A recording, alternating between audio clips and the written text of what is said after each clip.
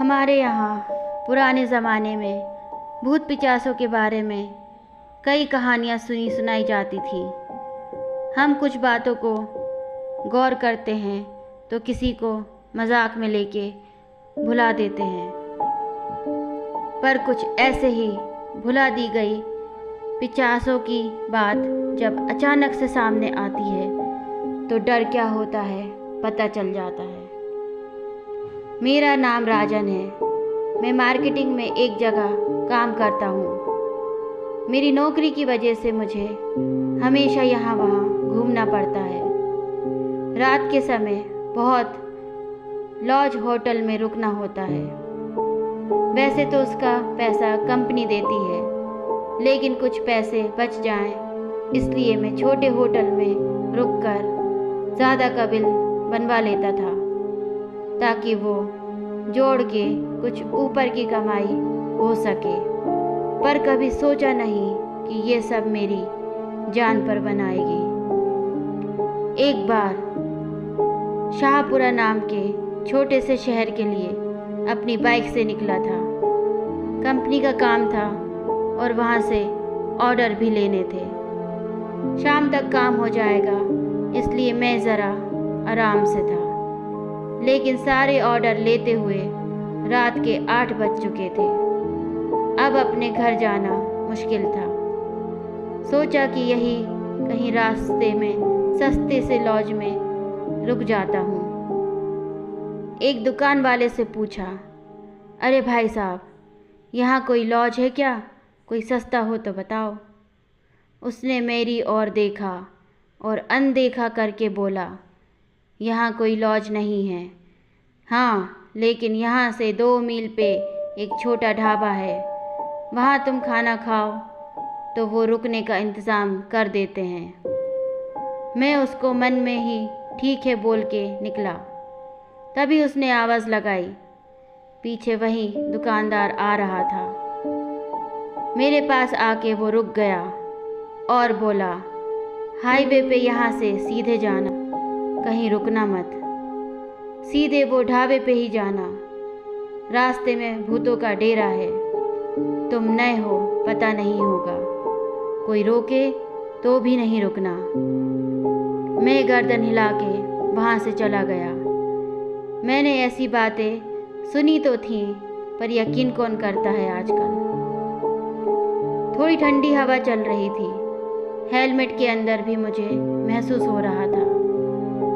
मुझे ठंडी से जुकाम होता है, इसलिए जैकेट पहना था। शहर से जैसे बाहर निकला, घनी सी झाड़ियाँ चालू हुई। एक बड़ा सा मोड़ आया तो मैंने गाड़ी ज़रा धीरे की और हॉर्न बजाया। तभी एक पेड़ के नीचे एक आदमी सोया दिखा। मैंने सोचा कोई भिखारी होगा या कोई दारू पी के पड़ा होगा। मैं बिना रुके वहाँ से चला गया। थोड़ी दूर जाने के बाद एक रोशनी दिखी। मुझे लगा कि वही ढाबा होगा जो वो दुकानदार बोल रहा था। पास जाके देखा तो एक होटल सा घर था। वहाँ लिखा था होटल माया। एक दिया जल रहा था और बाहर एक कोने में आग भी जल रही थी। पास में कोई दिख नहीं रहा था तो मैंने बाहर से ही आवाज़ लगाई, कोई है? काफ़ी देर के बाद एक दिया लेके एक बुढ़िया आई।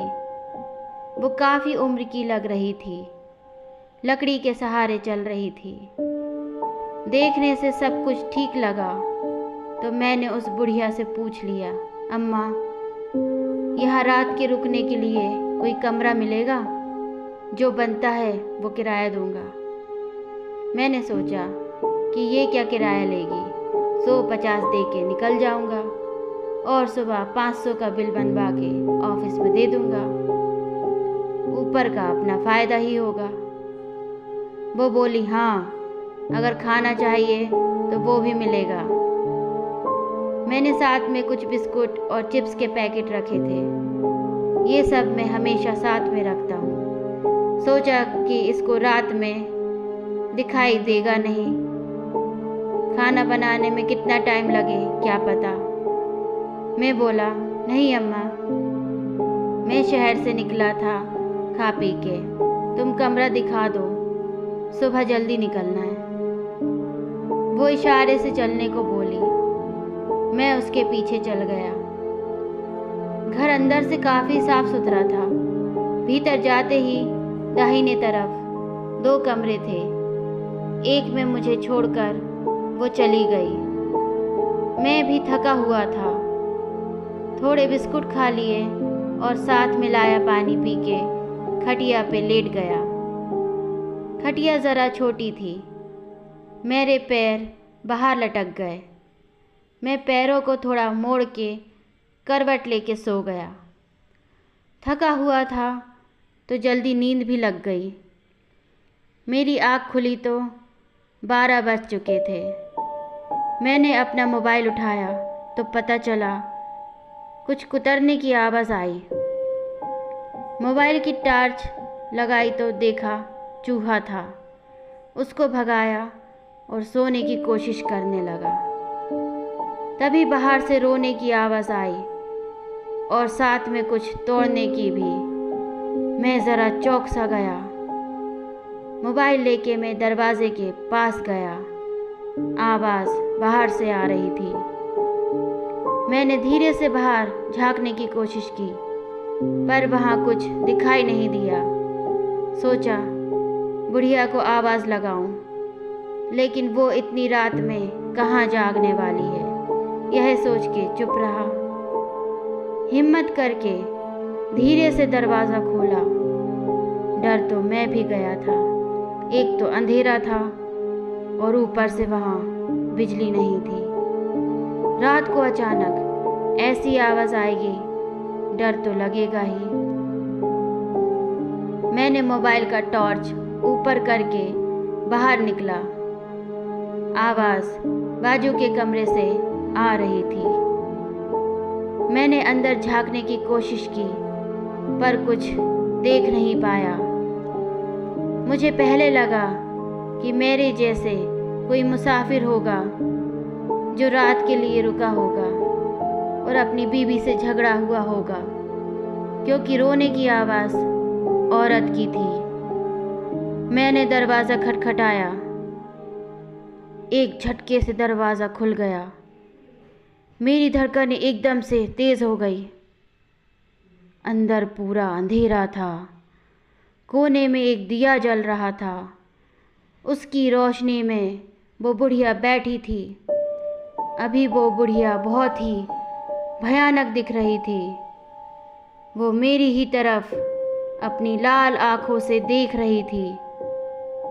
मैंने जैसे मोबाइल का टॉर्च पूरे कमरे में घुमाया, मैं चकरा गया।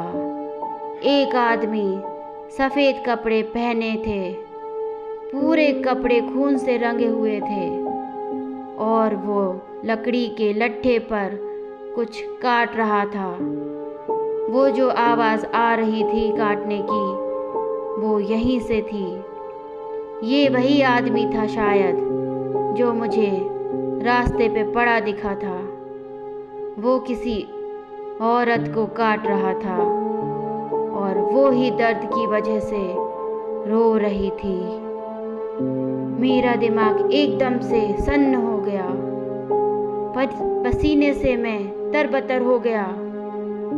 भागना चाहता था लेकिन हिल नहीं पा रहा था। मैं चक्कर खा के गिर गया, लेकिन नीचे गिरते ही संभाला खुद को। नीचे खून में गिरा था मैं। मेरे गिरते ही मेरे ऊपर चिपचिपे से कीड़े रेंगने लगे। उस बूढ़ी के ऊपर भी कीड़े चढ़े हुए थे। हर तरफ सड़ने की बू आ रही थी। अचानक बुढ़िया खूंखार हो गई। वो हथियार लिए मेरी तरफ बढ़ने लगी। मैं तड़प रहा था। वो जैसे ही मेरे करीब आई, मैंने दरवाजे को उसके मुंह पर मार डाला। वो नीचे गिर गई। मैंने पूरी ताकत लगा के खुद को खड़ा किया और भगवान का नाम लेके ऐसा भागा मानो ओलंपिक की रेस हो। मैं चिल्ला रहा था। बुढ़िया और वो आदमी मेरे पीछे दौड़ रहे थे। मैं रास्ते पे आ चुका था। वैसे ही नंगे पैर जान बचा के भागा। पता नहीं कहाँ, लेकिन जहाँ रास्ता दिखे वहाँ। कुछ देर दौड़ने के बाद मैं थक गया। अब और भागना मुश्किल था। थोड़ी दूर पर फिर से एक रोशनी दिखी, लेकिन इस बार वो ढाबा था। मैं जान मुट्ठी में लेके भागा। जैसे वहाँ पहुँचा, जोर से चिल्लाने लगा।